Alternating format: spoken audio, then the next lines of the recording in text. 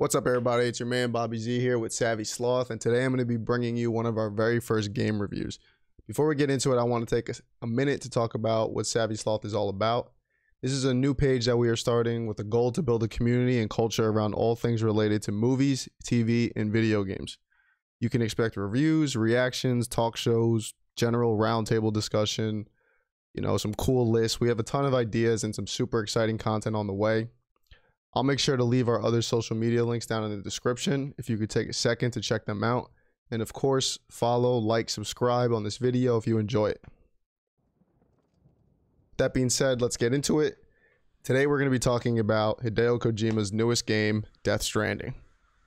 Now, I know every piece of content out there regarding this game starts with a long intro on how this is his first game following his disbandment from Konami, blah, blah, blah. I'm not here for the history lesson. I'm here to talk about Death Stranding, the video game itself, and whether or not it is worth all the hype. Naturally, there's a lot of skepticism floating around that this game is only popular because it was designed, directed, written, and produced by Hideo Kojima. It's very impressive to say the least for one man to do so much for one game. And if you made it through the first 2 hours of cutscenes, it's of no surprise that Hideo wanted to plaster his name all over the opening credits. Before I really get into it, I want to add that this review is just my opinion. My goal is to provide value through an authentic reaction after completing the game, not after the first few hours, after I finished it. And hopefully you will take away something from reading this. Like everything else in life, what is most important is if you enjoy it. Death Stranding's distinctive game style is definitely not for everyone, and that is okay. The game is set in the United States during the aftermath of what appears to be some type of apocalyptic event known as Death Stranding. Players control sand-ported bridges you might recognize as famous Walking Dead actor Norman Reedus, and are tasked with delivering cargo and re-establishing a wireless connection known as the chiral network to abandoned survivors throughout the continent.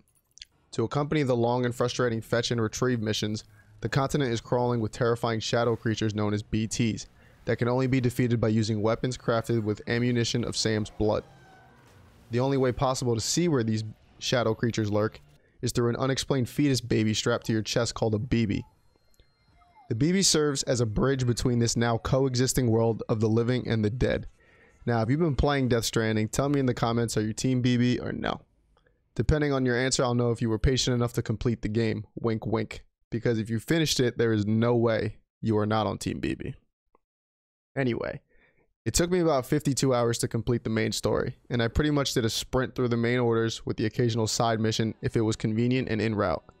This is a Kojima game, so 15 hours of that was probably cutscene. I don't know the official timestamp of the cinematics, and maybe I'm exaggerating, but that is what it felt like. Somebody can fact check me in the comments. And I'm usually turned off by this with too many cutscenes in a game because most game developers are poor storytellers, but without the story, I'm not sure I would have finished Death Stranding. The story is convincingly the main selling point of the game and is very good.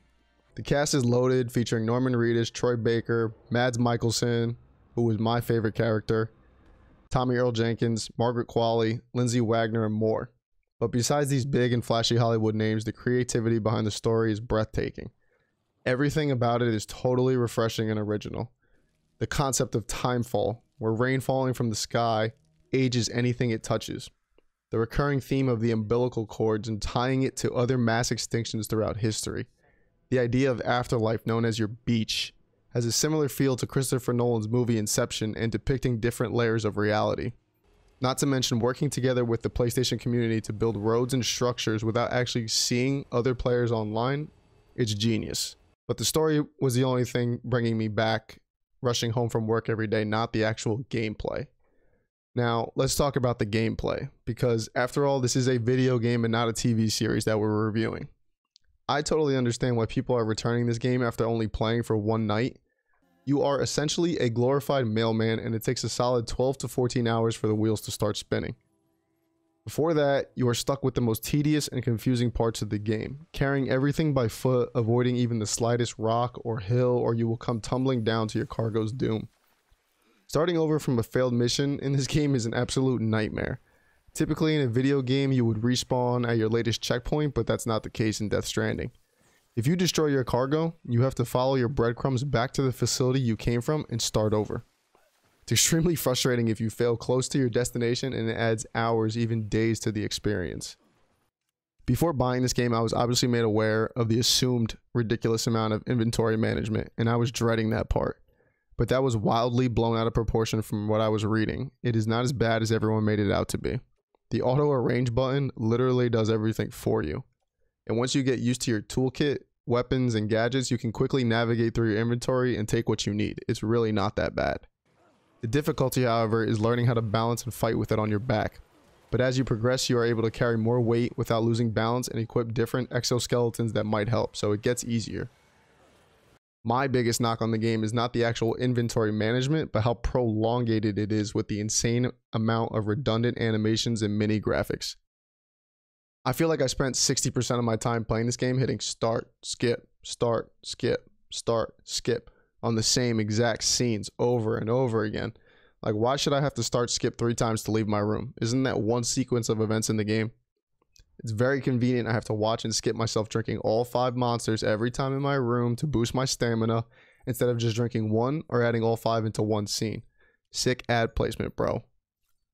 Another big pet peeve. How come I can't select an item directly off a floating carrier and use it? I have to first remove it from the carrier, place it on my back or bodysuit, exit the inventory screen, and then use it. This is one of many examples of unnecessary steps being added to the game, and it's a problem when it's this noticeable. It's extremely annoying.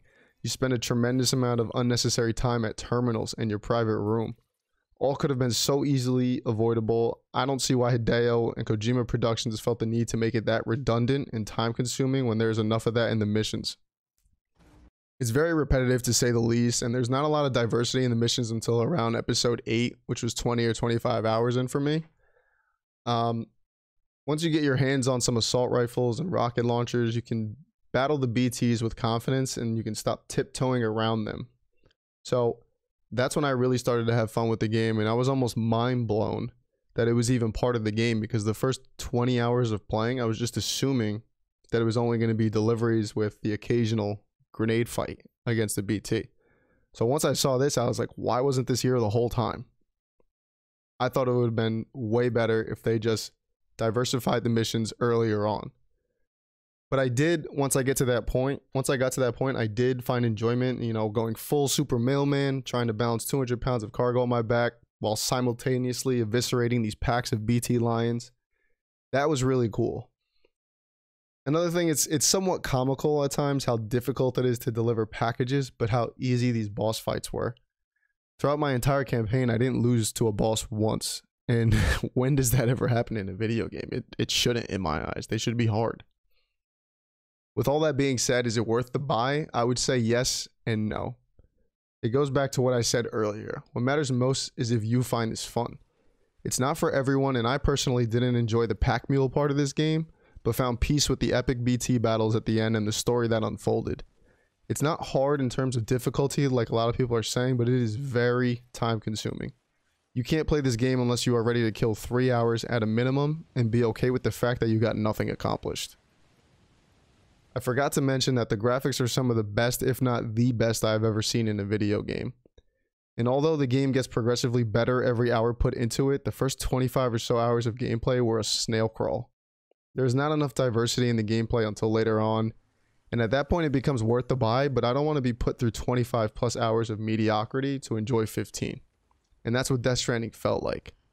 I have literally no desire to go back and 100% this game.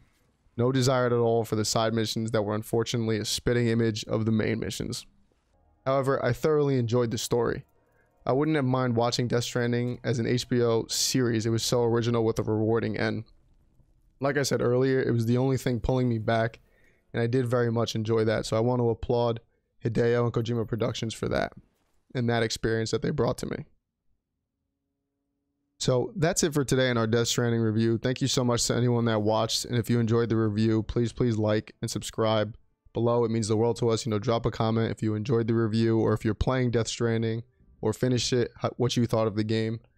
We very much would appreciate it.